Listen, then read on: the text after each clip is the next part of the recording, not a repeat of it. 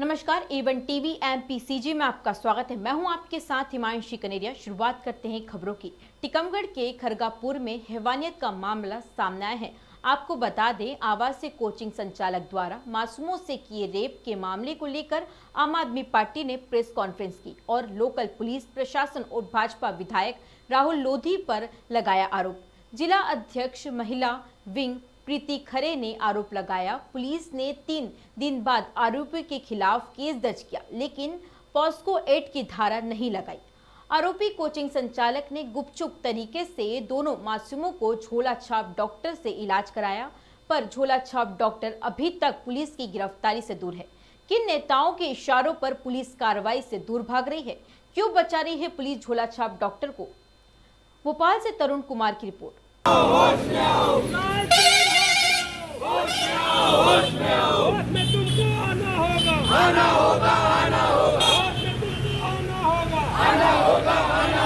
नहीं तो तुमको जाना होगा।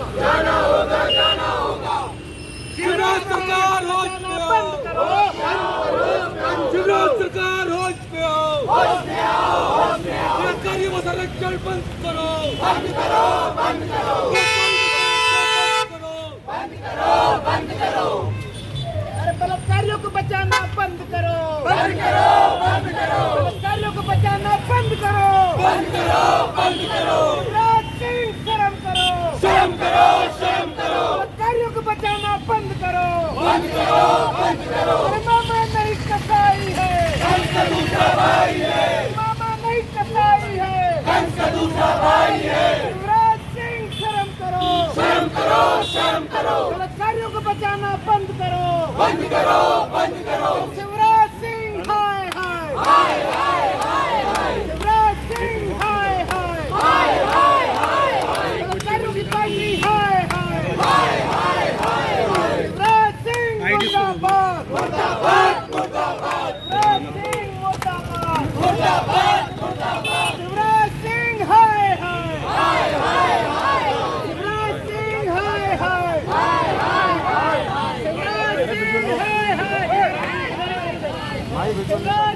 क्या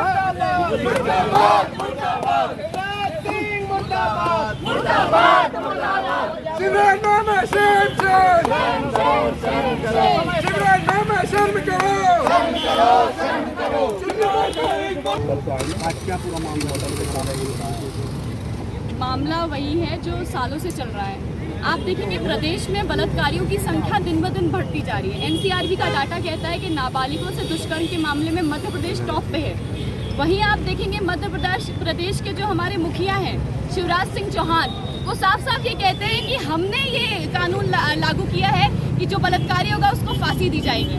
तो आज उनको संरक्षण क्यों मिल रहा है? जो इस तरीके से व्यवस्थाहीनता में बच्चियों को जाना पड़ रहा है, हॉस्टल्स में, प्राइवेट संस्थाओं में जाके पढ़ाई करनी पड़ रही है, ये कैसी लाचारी है कि आज इतने सालों बाद भी हम लड़कियों को सेफली किसी भी शिक्षा के संस्थान में पहुंचा नहीं सकते हैं। तो मामा जी क्या बोल करके ये बोलते हैं कि बेटी बचाओ बेटी पढ़ाओ? किस हैसियत से इन्होंने ये नारा दिया है? झूठे आंसू बहाते हैं मंचों से भांजियों के नाम पर। और आज के वक्त में आप देखेंगे कि छोटी छोटी बच्चियों के साथ इतने बड़े बड़े दुष्कर्म हो जाते हैं, ये FIR तक रजिस्टर नहीं करते हैं। कैसा कानून व्यवस्था है इनका? इनको शर्म आनी चाहिए कि ये भांजी और बहनों के नाम से वोट बटोरने तो आ जाते हैं, लेकिन न्याय देने के नाम पे इनका प्रदेश सबसे पिछड़ा है। मध्य प्रदेश के मुख्यमंत्री और गृह मंत्री का कहना है कि हमारे राज्य में न्याय व्यवस्था दुरुस्त है। तो आप अभी बैतूल का केस था 3-4 महीने पहले, वहाँ भी एक छोटी बच्ची के साथ कल के दिन एक औरत को गोली मार दी बीजेपी के मंत्री ने। आप बीजेपी के राहुल लोधी जी के ही उसमें संरक्षण है ये पूरी संस्था इनकी, जिसपे ये कारनामे चल रहे हैं इनके। तो ये काले करतूतों को कब पकड़ेंगे? उनको कब न्याय देंगे? उन लड़कियों को, जो छोटी बच्चियां हैं, उनको न्याय कब मिलेगा? उन दोषियों को सजा कब मिलेगी? मंच से कहने वाली बातें बहुत झूठी हैं, फरेबी बातें हैं, और जुमला पार्टी जो हमारी चल रही है इसको बदल के उखाड़ फेंकने की हम सारे लोगों ने, जितनी जनता है उसने ठान लिया है। महिलाओं के साथ सेफ्टी का मामला अगर मध्य प्रदेश में इसी तरीके से चलता रहा तो आम आदमी पार्टी सड़क से लेकर के सदन तक हल्ला मचाएगी। क्या मामला था जिसको लेकर आज आप लोगों ने टीकमगढ़ जिले में जो घर में हॉस्टल और कोचिंग अवैध रूप से चला रहे थे, और संचालक के द्वारा 6 और 9 साल की बच्ची के साथ व्यवहार हुआ है, जो बलात्कार हुआ है, उसके खिलाफ आज हम लोग यहाँ पर सड़कों पर उतरे हैं, क्योंकि बलात्कारी के साथ जो है कार्रवाई नहीं की जा रही है और जो बच्ची है उनको न्याय नहीं दिया जा रहा है। ऐसे तो कोई छोटी सी चीज़ भी ट्वीट कर देता है, फेसबुक में आगे बढ़ा देता है, तो फौरन उस पर कार्रवाई होती है और मामा जी बुलडोजर चलाते हैं। इतना बड़ा कांड, मामा जब बच्चियों को भांजी कहते हैं, वो बहन की बच्चियाँ हैं, वो आपकी भांजियाँ हैं, फिर इन पर कार्रवाई क्यों नहीं हो रही? इन पर बुलडोजर कब चलेगा? बच्चों के पढ़ने वाले स्कूलों पर बुलडोजर चल रहा है, तो इन पर भी बुलडोजर चले?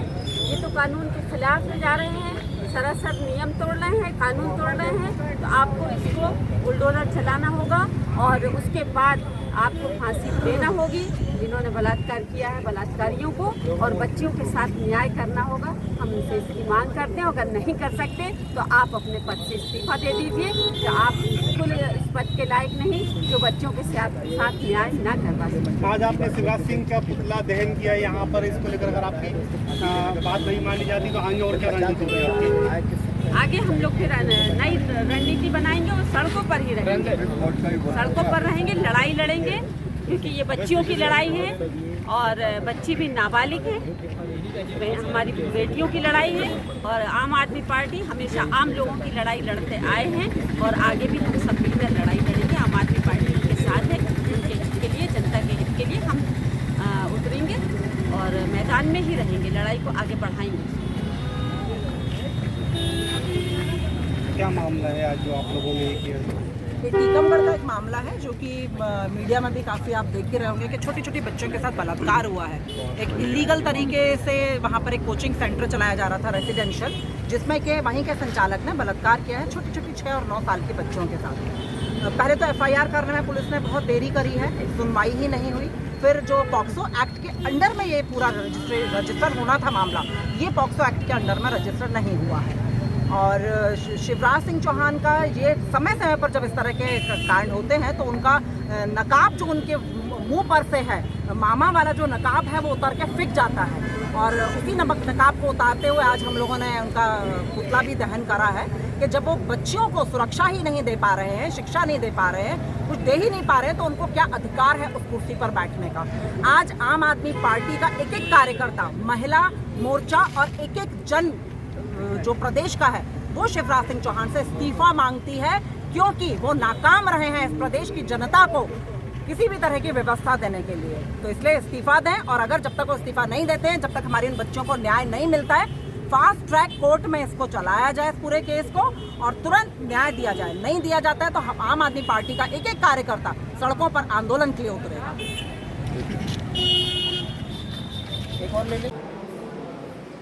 मध्य प्रदेश के खरगापुर थाना क्षेत्र का ये मामला है जो कि टीकमगढ़ में आता है।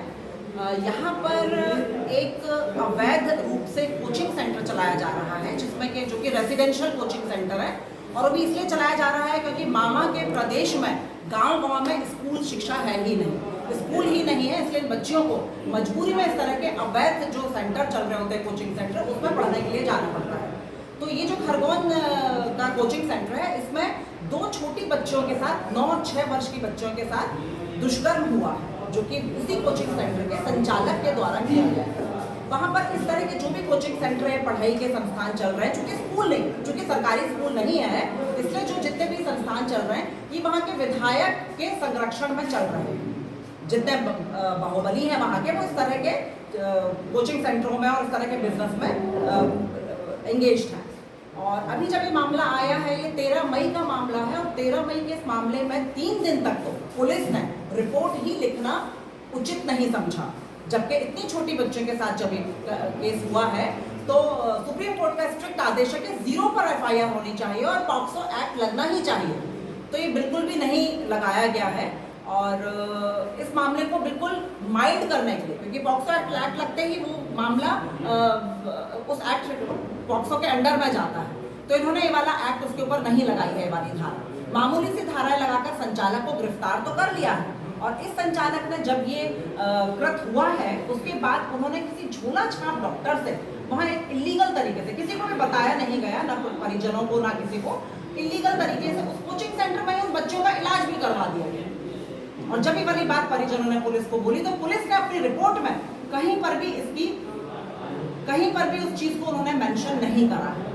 तो कौन था वो डॉक्टर, कौन था वो झोला छाप डॉक्टर, कैसे वो संचालक के टच में आया, कैसे उसने बिना परमिशन के, बिना पुलिस के, बिना जिला अस्पताल के कैसे इलाज कर दिया गया, ये सब पुलिस इसके जवाब देने को तैयार नहीं है। और ये जो मामला है, ये इस तरह का मामला एक पहला नहीं है। मध्य प्रदेश आज की तारीख में पूरे देश का नंबर 1 क्राइम सेंटर बना हुआ है अगेंस्ट विमेन। ये मैं नहीं कह रही हूँ, ये नेशनल क्राइम ब्यूरो की रिपोर्ट कहती है। नेशनल क्राइम ब्यूरो के अकॉर्डिंगली मध्य प्रदेश माइनर्स के केसेस में, माइनर गर्ल्स के केसेस में पूरे देश में नंबर 1 है। तो क्या है ये नारा बेटी पढ़ाओ बेटी बचाओ, क्या है इसका ये मतलब जो तथाकथित मामा जी ने दिया है? लाडली बहना योजना, लक्ष्मी योजना, ये सब पूरी जो फर्जी योजनाएं बीजेपी की चल रही है, असलियत बीजेपी की ये है कि इनके जो बाहुबली हैं, इनके जो विधायक हैं, उनके संरक्षण में इस तरह के सेंटर्स पूरे प्रदेश में चल रहे हैं। वहां पर सारी अवैधानिक गतिविधियां हो रही हैं। पुलिस रिपोर्ट लिखने को तैयार नहीं होती है और क्राइम के मामले में प्रदेश बढ़ता ही चला जा रहा है। वहां के जो लोकल विधायक हैं राहुल लोधी जी, उनके संरक्षण में ये सारे सेंटर चल रहे हैं और उन्हीं के संरक्षण में होने की वजह से संचालक ने ये जुर्म करने के पहले एक बार भी नहीं सोचा, क्योंकि उनको तो पता है कि प्रशासन उनकी मुट्ठी में है। तो मामा जी सुन लीजिए, आम आदमी पार्टी ना सिर्फ इस मामले के, जबकि इस तरह के हर मामले के लिए आवाज उठाएगी, उठाती है और उठाती रहेगी। इस मामले के लिए हम लोग एक बहुत बड़ा प्रदर्शन कर रहे हैं, हमारा एक बहुत बड़ा आंदोलन होने वाला है। जब तक सारे जितने भी इसमें कल्प्रेट हैं सबको सजाएं नहीं होती हैं, संचालक, डॉक्टर और डीओ, वहां के अगर एजुकेशन सेंटर चल रहा था तो डिस्ट्रिक्ट एजुकेशन ऑफिसर को इसकी खबर होनी चाहिए थी, वहां पर डिस्ट्रिक्ट एजुकेशन ऑफिसर की भी विजिट्स होनी चाहिए थी। इन सब के खिलाफ हम लोग एक बहुत बड़ा आंदोलन खड़ा करेंगे। वो सिर्फ एक पार्टी बेस्ड आंदोलन नहीं होगा, वो जनता का आंदोलन होगा। और इस आंदोलन में हम लोग की यही डिमांड है कि जितने भी इसमें कल्प्रिट हैं इन सबको